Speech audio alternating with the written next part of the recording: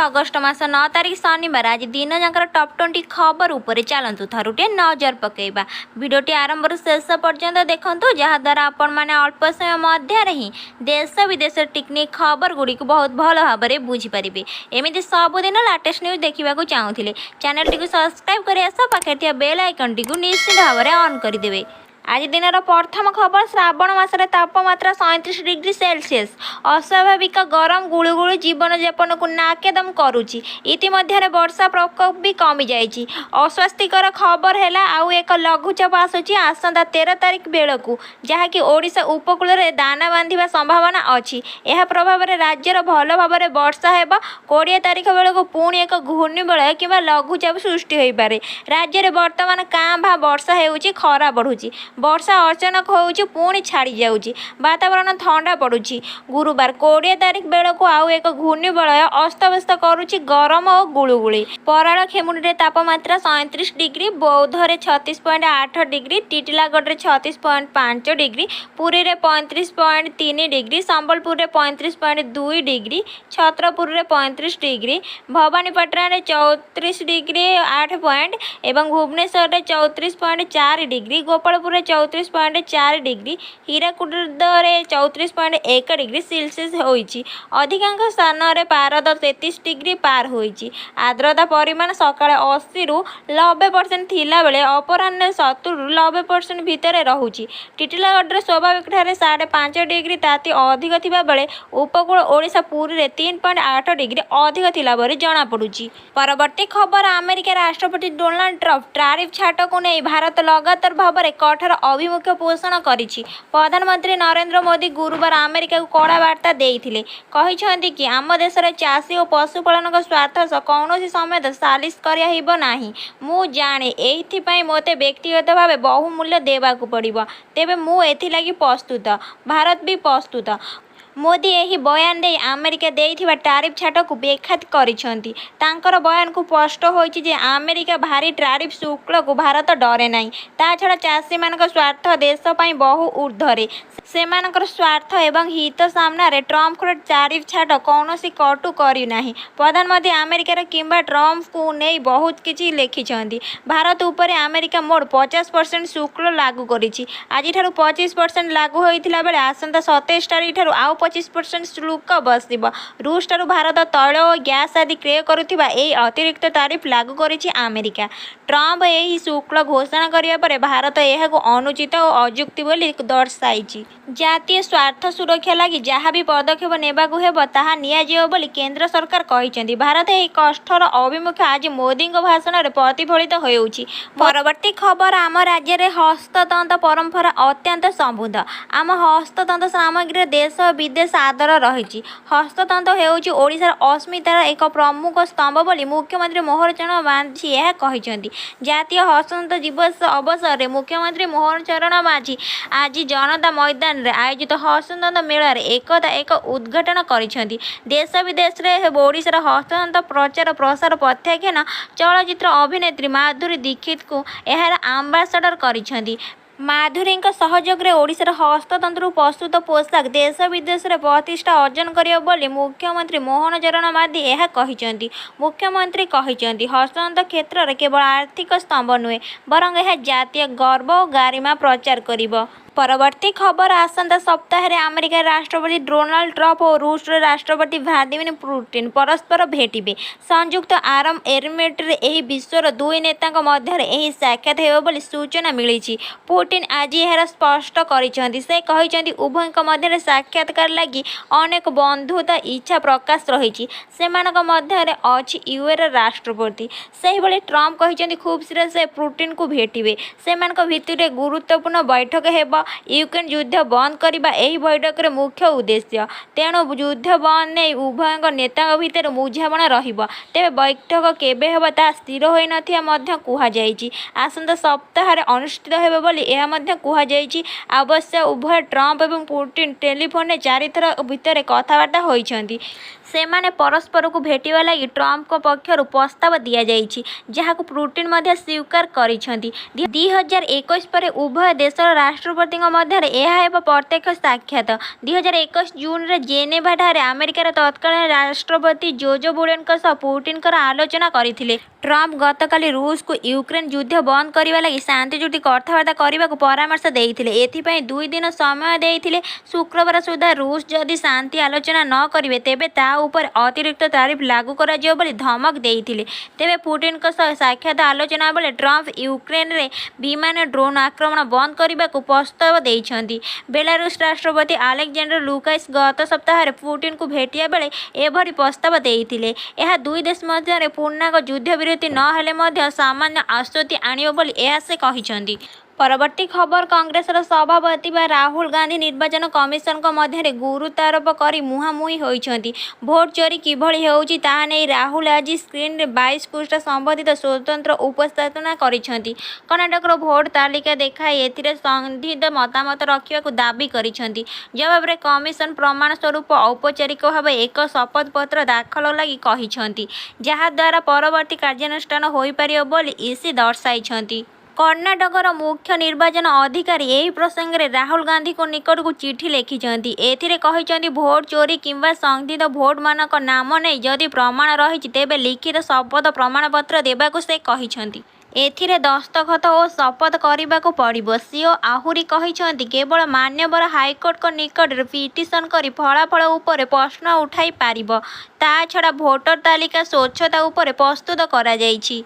जदि ठोस प्रमाण रही तेबे registration of election room 1960 rule 20 रे दस्तखत एवं शपथ संबंधित घोषणानामा देबाकू कहिसेंती। मिथ्या प्रमाण दाखल कर बीएनएसआर धारा 227 रे दंड विधान करा जिवो। सेबली भोटर तालिका बाबद मिथ्या घोषणानामा देले जनप्रतिनिधि आउ 1950 धारा 31 रे दंड विधान करियो बोली राहुल गांधी को निकट को चिठी पठाइछंती। ईस्कर एही चिठी रे प्रतिक्रिया प्रकाश करी राहुल कहिसेंती मु समस्तक सर्वसाधारण को कहूची यह मोर शपथ भाव निया जाऊ बोली कहि परिबी। एहार निर्वाचन कमिशन को डाटा एवं सेमानक डाटा को आमे केवल प्रदर्शन करूछु। यह आमर नुहे। बड़ कथा है सेमाने एही सूचना को एडे जाए करूनाती। मु जने राजनीति नेता मु लोकों को जहा कुए ता ही मोर वचन।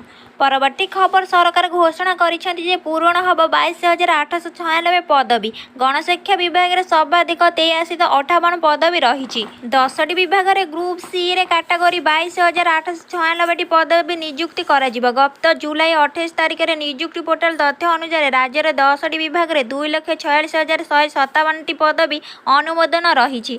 एथिरो 44,909 पदवी खाली पड़ी किंतु एथिरो 22,896 पदवी पर नियुक्ति प्रक्रिया करा जिवो। सर्वाधिक विद्यालय और गणशिक्षा विभाग में खाली पड़ता 2358 पदवी नियुक्ति करा जिवो।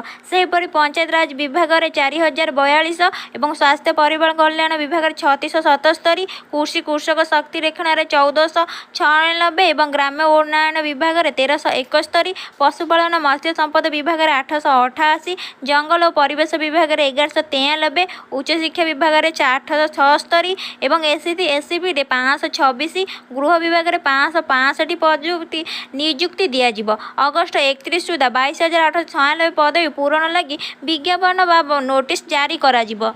परवर्ती खबर हाईकोर्ट गुरुत्वपूर्ण निर्देश जारी करिछि। राज्य में गोहत्या बंद पर स्वतंत्र आईन रही तेणु सही आधार ओडिशा रे गोहत्या होई पारु नाही बोली हाईकोर्ट गुरुत्वपूर्ण राय देइछंती। गोहत्या निरोध आईन संपर्क में गुरुवार राज्य सरकार अदालत को अवगत करने पर हाईकोर्ट यही राय देइछंती। गो फाउंडेशन पक्षर आगत मामला शुणाणी कर मुख्य विचारपति जस्टिस हरीश टंडन एवं विचारपति जस्टिस एम रण को नहीं गठित खंडपीठ यह निर्देश देइछंती। आवेदनकारी पिटिशन दर्शाई जे गो हत्या बंद पर ओडिशा सरकार 1960 रे आईन प्रणयन करथिले। ओडिशार प्रिविजन ऑफ कार्ड अनुसार नाम यह परिचित। यह आईन धारा 3 अनुसार राज्यर कौनसी भी कारण पर गोरु मानक हत्या करा जाई पारिबो नाही। କିନ୍ତୁ ଏହି ଆଇନକୁ ରାଜ୍ୟର କାର୍ଯ୍ୟକାରୀ କରୁନାହିଁ। ଫଳରେ ରାଜ୍ୟର ଅବରୋଧ ଗୋରୁମାନଙ୍କୁ କଟାଯାଉଛି ବୋଲି ଆବେଦନରେ ଉଲ୍ଲେଖ କରାଯାଇଛି। ଏପରିକି କଟକରେ ବେଆଇନ ଭାବେ ଚାଲିଥିବା କଂସାଖାନାକୁ ବନ୍ଦ କରିବା ପାଇଁ ଆବେଦନ କରାଯାଇଛି। ଏହି ଉପରେ ହାଇକୋର୍ଟ ରାଜ୍ୟର ସରକାରଙ୍କୁ ରିପୋର୍ଟ ତଦାରଖ କରିବାକୁ କହିଥିଲେ। ରାଜ୍ୟ ସରକାର ଆଜି ଏହା ଉପରେ ଜବରଦଖଲ ଏବଂ ଦାଖଲ କରିବେ। ରାଜ୍ୟର ଗୋ ହତ୍ୟା ନିରୋଧ ଆଇନ ସମ୍ପର୍କରେ ଅଦାଲତକୁ ଅବଗତ କରାଇଥିଲେ। ଆବେଦନକାରୀ ସଂସ୍ଥା ପକ୍ଷରୁ ଆଇନଜୀବୀ ମୂର୍ତ୍ତାଣି ପାଢ଼ୀ ମାମଲା ପରିଚାଳନା କରୁଥିବା ବେଳେ ଆଇନଜୀବୀ ପିୟୁଷ ପଣ୍ଡା ସହଯୋଗ କରୁଛନ୍ତି। ପରବର୍ତ୍ତୀ ଖବର ପୁଲିସ ଡ୍ରାଇଭର ନିଯୁକ୍ତି ପାଇଁ ରାଜ୍ୟ ସରକାର ସର୍ବୋଚ୍ଚ ବୟସ ସୀମା କୋହଳ କରିଛନ୍ତି। ପୂର୍ବରୁ ଅନ୍ୟ ନିଯୁକ୍ତିରେ ପ୍ରକ୍ରିୟା କ୍ରମରେ ବୟସ ସୀମା କୋହଳ କରାଯାଇଥିବାରୁ ପୋଲିସ ଡ୍ରାଇଭର ନିଯୁକ୍ତି କ୍ଷେତ୍ରରେ ମଧ୍ୟ ସର୍ବୋଚ୍ଚ ବୟସ ସୀମାକୁ 23 ବର୍ଷ ବଦଳରେ 27 ବର୍ଷକୁ ବୃଦ୍ଧି କରାଯାଇଛି। ରାଜ୍ୟ ସରକାରଙ୍କର ଏହି ନିଷ୍ପତ୍ତି ଫଳରେ ହାଇକୋର୍ଟ ମାମଲା ଦାୟର କରାଯାଇଛି। 1245 ଜଣ ପ୍ରାର୍ଥୀ ଉପକୃତ ହେଲେ। ବୟସ ସୀମା ବୃଦ୍ଧି କରାଯାଇଥିବା ନେଇ ରାଜ୍ୟ ସରକାର ଜବାବ ଦେଲେ। ମୁଖ୍ୟ ବିଚାରପତି ଜଷ୍ଟିସ ହରିଶଚନ୍ଦ୍ର ଏବଂ ବିଚାରପତି ଜଷ୍ଟିସ ଏମ୍ ରଣଙ୍କୁ ନେଇ ଗଠିତ ଖଣ୍ଡପୀଠ ମାମଲାରେ ବିଚାର ଶେଷ କରାଯାଇଛି। 2024 ମସିହାରେ ରାଜ୍ୟ ସରକାରଙ୍କ ପକ୍ଷରୁ 405 ଜଣ ପୁଲିସ ଡ୍ରାଇଭର ନିଯୁକ୍ତି ବିଜ୍ଞପ୍ତି ପ୍ରକାଶ ପାଇଥିଲା। ଏହି ପଦ ଲାଗି ଆବେଦନକାରୀ ସର୍ବନିମ୍ନ ବୟସ 18 ବର୍ଷ ଧାର୍ଯ୍ୟ କରାଯାଇଥିଲା। ସର୍ବୋଚ୍ଚ ବୟସ ସୀମା 23 ପର୍ଯ୍ୟନ୍ତ ଧାର୍ଯ୍ୟ କରାଯାଇଥିଲା। କରୋନା ସମୟରେ କୌଣସି ନିଯୁକ୍ତି ପ୍ରକ୍ରିୟା କରାଯାଇ ନଥିବାରୁ ଡ୍ରାଇଭର ପଦବୀ ପାଇଁ ବୟସ ସୀମା କୋହଳ କରିବା ଲାଗି 1245 ଜଣ ପ୍ରାର୍ଥୀ ଆବେଦନ କରିଥିଲେ ହାଇକୋର୍ଟରେ। ହାଇକୋର୍ଟ ସିଙ୍ଗଲ ଜଜ୍ ଏହାକୁ ଶୁଣାଣି କରିଥିଲେ। ଏଥିପାଇଁ 4 ବର୍ଷ ବୟସ କୋହଳ କରାଯାଇଛି। ପରବର୍ତ୍ତୀ ଖବର ନିର୍ବାଚନ ପରଠାରୁ ଢେଙ୍କାନାଳ ଜିଲ୍ଲା ବିଜେଡି ମୁରବୀ ଶୂନ୍ୟ ହୋଇପଡ଼ିଛି। ବର୍ଷା ବିତିଲାଣି, ଜିଲ୍ଲା ସଭାପତି ଚୟନ ହୋଇପାରୁନାହିଁ। ଗତ 4 ତାରିଖରେ ଦଳ ପକ୍ଷରୁ ତୃତୀୟ ପର୍ଯ୍ୟାୟ ନିର୍ବାଚନ ଲାଗି ସଭା ଘୋଷଣା କରାଯାଇଥିଲା। ଏହି ଭିତରେ ଜିଲ୍ଲାର ମାଳ ପ୍ରସଙ୍ଗ ଥାଇଥାନ ହେବାକୁ ଲାଗି ପ୍ରସଙ୍ଗ ନାହିଁ। କୌଣସି ପ୍ରସଙ୍ଗରେ ଦଳ ପ୍ରତିବାଦ ବିକ୍ଷୋଭ ଦୂର କଥା କୌଣସି ନେତା ମୁହଁ ଖୋଲୁନାହାନ୍ତି। କର୍ମୀ ନିରାଶ ହୋଇ ଚାଲିଯାଉଛନ୍ତି। କେବଳ ଜିଲ୍ଲା ସଭାପତି ଘୋଷଣା କରାଯାଉନାହିଁ। ପରବର୍ତ୍ତୀ ଖବର ଯୁକ୍ତ 2 ସ୍ପଟ୍ ନାମ ଲେଖା ପାଇଁ ମେଧାବୀ ତାଲିକା ପ୍ରକାଶ ହୋଇଛି। ମୋଟ 43,411 ଜଣ ଆବେଦନକାରୀ ମଧ୍ୟରୁ ନାମ ଲେଖା ପାଇଁ 25,434 ଜଣଙ୍କୁ ଚୟନ କରାଯାଇଛି। କଳା ବିଭାଗରେ ନାମ ଲେଖା ପାଇଁ 14,824, ବାଣିଜ୍ୟ ପାଇଁ 25,078, ବିଜ୍ଞାନ ପାଇଁ 69,038, ସଂସ୍କୃତ ପାଇଁ 310 ଏବଂ ଧନ୍ଦାମୂଳକ ଶିକ୍ଷା ପାଇଁ 748 ଜଣଙ୍କୁ ଚୟନ କରାଯାଇଛି। ଏହି ଛାତ୍ରଛାତ୍ରୀମାନେ ଆସନ୍ତାକାଲିଠାରୁ ଶନିବାର ଦିନ ଏହା ନାମ ଲେଖାଇବାର ସୁଯୋଗ ପାଇବେ। ରାଜ୍ୟର 24-28ଟି ଉଚ୍ଚଶିକ୍ଷା ମାଧ୍ୟମ ବିଦ୍ୟାଳୟରେ ମୋଟ 5,72,769 ପିଲା ହିଁ ନାମ ଲେଖିପାରିବେ। ଏଥିମଧ୍ୟରୁ 3,70,000 ଛାତ୍ରଛାତ୍ରୀ ନାମ ଲେଖାଇ ସାରିଛନ୍ତି। ସ୍ପଟ୍ ଲେଖା ପରେ 1.5 ଲକ୍ଷରୁ ଅଧିକ ସିଟ୍ ଖାଲି ପଡ଼ିବ ବୋଲି ଆଶଙ୍କା ରହିଛି। ଶ୍ରାବଣ ମାସରେ ତାପମାତ୍ରା 37 ଡିଗ୍ରୀ ସେଲସିୟସ୍। ଅସ୍ୱାଭାବିକ ଗରମ ଗୁଳୁଗୁଳି ଜୀବନଯାପନକୁ ନାକେଦମ କରୁଛି। ଇତିମଧ୍ୟରେ ବର୍ଷା ପ୍ରକୋପ ବି କମିଯାଇଛି। ଅସ୍ୱାସ୍ଥ୍ୟକର ଖବର ହେଲା ଆଉ ଏକ ଲଘୁଚାପ ଆସୁଛି ଆସନ୍ତା 13 ତାରିଖ ବେଳକୁ, ଯାହାକି ଓଡ଼ିଶା ଉପକୂଳରେ ଦାନା ବାନ୍ଧିବା ସମ୍ଭାବନା ଅଛି। ଏହା ପ୍ରଭାବରେ ରାଜ୍ୟର ଭଲ ଭାବରେ ବର୍ଷା ହେବ। 20 ତାରିଖ ବେଳକୁ ପୁଣି ଏକ ଘୂର୍ଣ୍ଣିବଳୟ କିମ୍ବା ଲଘୁଚାପ ସୃଷ୍ଟି ହୋଇପାରେ। ରାଜ୍ୟରେ ବର୍ତ୍ତମାନ କାଁ ଭାଁ ବର୍ଷା ହେଉଛି, ଖରା ବଢ଼ୁଛି, ବର୍ଷା ଅଚାନକ ହେଉଛି, ପୁଣି ଛାଡ଼ି ଯାଉଛି, ବାତାବରଣ ଥଣ୍ଡା ପଡ଼ୁଛି। ଗୁରୁବାର 20 ତାରିଖ ବେଳକୁ ଆଉ ଏକ ଘୂର୍ଣ୍ଣିବଳୟ ଅସ୍ତବ୍ୟସ୍ତ କରୁଛି ଗରମ ଓ ଗୁଳୁଗୁଳି। ପରାଳଖେମୁଣ୍ଡିରେ ତାପମାତ୍ରା 37 ଡିଗ୍ରୀ, ବୌଦ୍ଧରେ 36.8 ଡିଗ୍ରୀ, ଟିଟିଲାଗଡ଼ରେ 36.5 ଡିଗ୍ରୀ, ପୁରୀରେ 35.3 ଡିଗ୍ରୀ, ସମ୍ବଲପୁରରେ 35.2 ଡିଗ୍ରୀ, ଛତ୍ରପୁରରେ 35 ଡିଗ୍ରୀ, ଭବାନୀପାଟଣାରେ 34 ଡିଗ୍ରୀ 8 ପଏଣ୍ଟ ଏବଂ ଭୁବନେଶ୍ୱରରେ 34.4 ଡିଗ୍ରୀ, ଗୋପାଳପୁରରେ 34.4 ଡିଗ୍ରୀ, ହୀରାକୁଦରେ 34.1 ଡିଗ୍ରୀ ସେଲସିୟସ୍ ହୋଇଛି। ଅଧିକାଂଶ ସ୍ଥାନରେ ପାରଦ 33 ଡିଗ୍ରୀ ପାର ହୋଇଛି। ଆର୍ଦ୍ରତା ପରିମାଣ ସକାଳେ 80ରୁ 90% ଥିଲାବେଳେ ଅପରାହ୍ନରେ 70ରୁ 90% ଭିତରେ ରହୁଛି। ଟିଟିଲାଗଡ଼ରେ ସ୍ୱାଭାବିକଠାରେ 5.5 ଡିଗ୍ରୀ ତାତି ଅଧିକ ଥିବା ବେଳେ ଉପକୂଳ ଓଡ଼ିଶା ପୁରୀରେ 3.8 ଡିଗ୍ରୀ ଅଧିକ ଥିଲା ବୋଲି ଜଣାପଡ଼ୁଛି। ପରବର୍ତ୍ତୀ ଖବର ଆମେରିକା ରାଷ୍ଟ୍ରପତି ଡୋନାଲ୍ଡ ଟ୍ରମ୍ପ ଟାରିଫ୍ ଛାଟକୁ ନେଇ ଭାରତ ଲଗାତାର ଭାବରେ କଠୋର ଅଭିମୁଖ୍ୟ ପୋଷଣ କରିଛି। ପ୍ରଧାନମନ୍ତ୍ରୀ ନରେନ୍ଦ୍ର ମୋଦି ଗୁରୁବାର ଆମେରିକାକୁ କଡ଼ା ବାର୍ତ୍ତା ଦେଇଥିଲେ। କହିଛନ୍ତି କି ଆମ ଦେଶରେ ଚାଷୀ ଓ ପଶୁପାଳନଙ୍କ ସ୍ୱାର୍ଥ ସହ କୌଣସି ସମେତ ସାଲିସ କରାହେବ ନାହିଁ। ମୁଁ ଜାଣେ ଏଥିପାଇଁ ମୋତେ ବ୍ୟକ୍ତିଗତ ଭାବେ ବହୁ ମୂଲ୍ୟ ଦେବାକୁ ପଡ଼ିବ, ତେବେ ମୁଁ ଏଥିଲାଗି ପ୍ରସ୍ତୁତ। ଭାରତ ବି ପ୍ରସ୍ତୁତ। ମୋଦି ଏହି ବୟାନ ଦେଇ ଆମେରିକା ଦେଇଥିବା ଟାରିଫ୍ ଛାଟକୁ ବେଖାତ କରିଛନ୍ତି। ତାଙ୍କର ବୟାନକୁ ସ୍ପଷ୍ଟ ହୋଇଛି ଯେ ଆମେରିକା ଭାରି ଟାରିଫ୍ ଶୁଳ୍କକୁ ଭାରତ ଡରେ ନାହିଁ। ତାଛଡ଼ା ଚାଷୀମାନଙ୍କ ସ୍ୱାର୍ଥ ଦେଶ ପାଇଁ ବହୁ ଊର୍ଦ୍ଧ୍ୱରେ। ସେମାନଙ୍କର ସ୍ୱାର୍ଥ ଏବଂ ହିତ ସାମ୍ନାରେ ଟ୍ରମ୍ପଙ୍କର ଟାରିଫ୍ ଛାଟ କୌଣସି କଟୁ କରିନାହିଁ। ପ୍ରଧାନମନ୍ତ୍ରୀ ଆମେରିକାର କିମ୍ବା ଟ୍ରମ୍ପଙ୍କୁ ନେଇ ବହୁତ କିଛି ଲେଖିଛନ୍ତି। ଭାରତ ଉପରେ ଆମେରିକା ମୋଟ 50% ଶୁଳ୍କ ଲାଗୁ କରିଛି। ଆଜିଠାରୁ 25% ଲାଗୁ ହୋଇଥିଲା ବେଳେ ଆସନ୍ତା 27 ତାରିଖଠାରୁ ଆଉ 25% ଶୁଳ୍କ ବସିବ। ରୁଷଠାରୁ ଭାରତ ତୈଳ ଓ ଗ୍ୟାସ୍ ଆଦି କ୍ରୟ କରୁଥିବା ଏହି ଅତିରିକ୍ତ ଟାରିଫ୍ ଲାଗୁ କରିଛି ଆମେରିକା।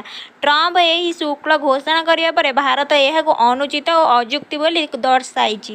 ଜାତୀୟ ସ୍ୱାର୍ଥ ସୁରକ୍ଷା ଲାଗି ଯାହା ବି ପଦକ୍ଷେପ ନେବାକୁ ହେବ ତାହା ନିଆଯିବ ବୋଲି କେନ୍ଦ୍ର ସରକାର କହିଛନ୍ତି। ଭାରତ ଏହି କଠୋର ଅଭିମୁଖ୍ୟ ଆଜି ମୋଦିଙ୍କ ଭାଷଣରେ ପ୍ରତିଫଳିତ ହେଉଛି।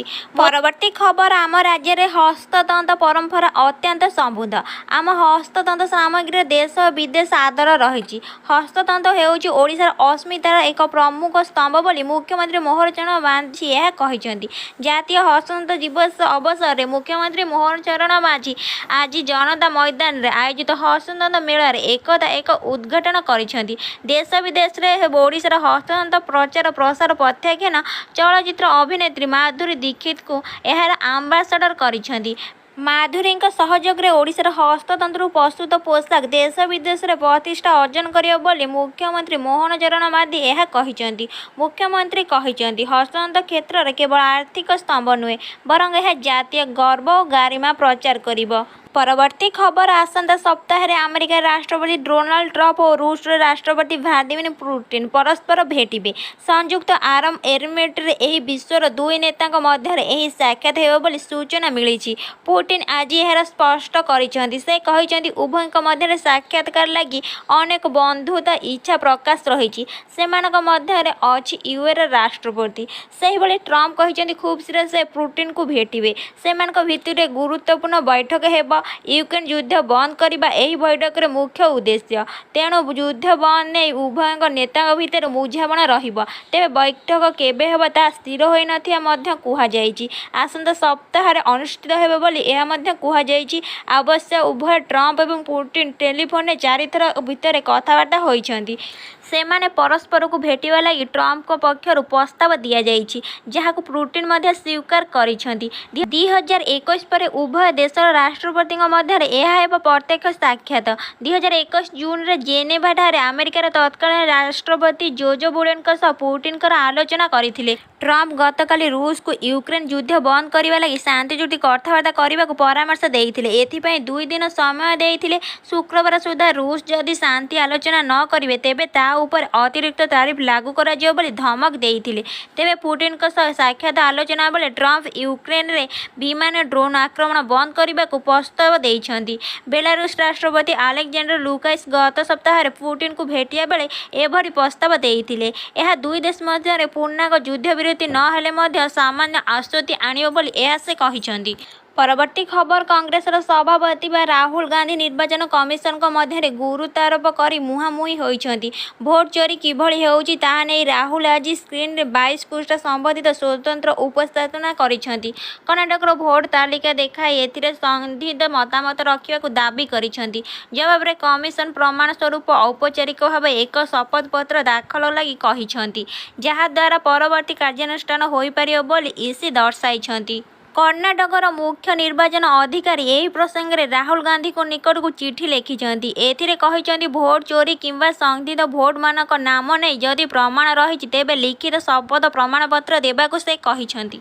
ଏଥିରେ ଦସ୍ତଖତ ଓ ଶପଥ କରିବାକୁ ପଡ଼ିବ। ସିଓ ଆହୁରି କହିଛନ୍ତି କେବଳ ମାନ୍ୟବର ହାଇକୋର୍ଟଙ୍କ ନିକଟରେ ପିଟିସନ କରି ଫଳାଫଳ ଉପରେ ପ୍ରଶ୍ନ ଉଠାଇ ପାରିବ। ତାଛଡ଼ା ଭୋଟର ତାଲିକା ସ୍ୱଚ୍ଛତା ଉପରେ ପ୍ରସ୍ତୁତ କରାଯାଇଛି।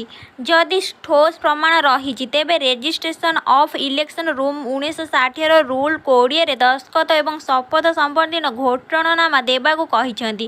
ମିଥ୍ୟା ପ୍ରମାଣ ଦାଖଲ କଲେ ବିଏନ୍ଏସ୍ଆର୍ ଧାରା 227ରେ ଦଣ୍ଡବିଧାନ କରାଯିବ।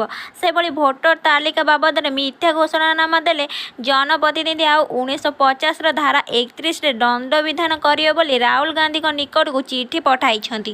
ଇସ୍କର ଏହି ଚିଠିରେ ପ୍ରତିକ୍ରିୟା ପ୍ରକାଶ କରି ରାହୁଲ କହିଛନ୍ତି, ମୁଁ ସମସ୍ତଙ୍କ ସର୍ବସାଧାରଣଙ୍କୁ କହୁଛି, ଏହା ମୋର ଶପଥ ଭାବେ ନିଆଯାଉ ବୋଲି କହିପାରିବି।